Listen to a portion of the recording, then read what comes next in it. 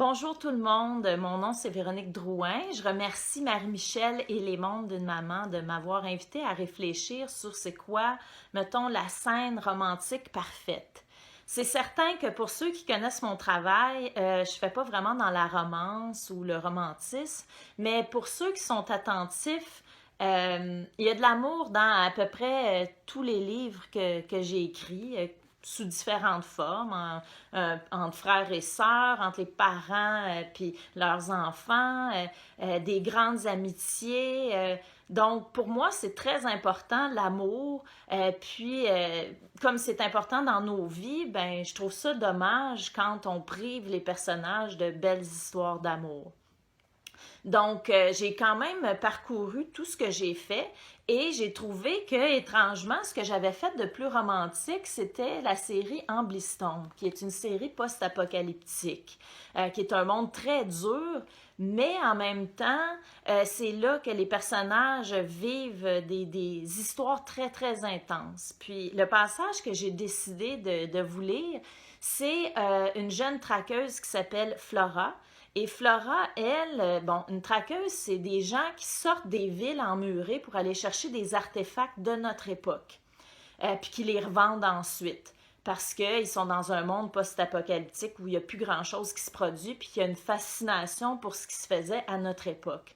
Donc, elle ne trouve pas toujours preneur, mais à un moment donné, il y a un traqueur qui est de renommée qui lui offre d'acheter ce qu'elle trouve, mais qui la veut elle aussi.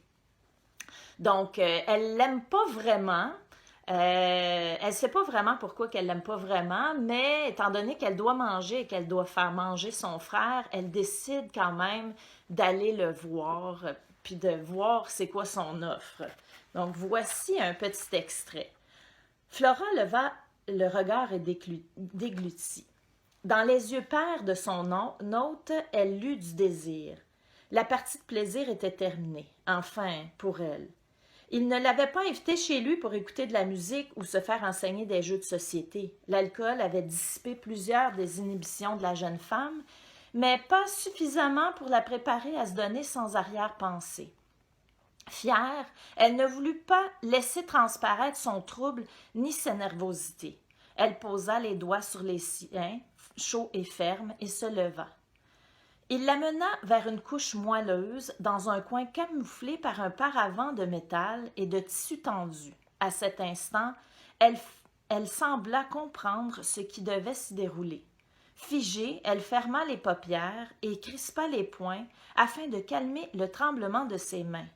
Dans son dos, Rose se dévêtit. Les bras de l'homme lui encerclèrent ensuite la taille et son torse se plaqua contre son dos. Elle serra les dents.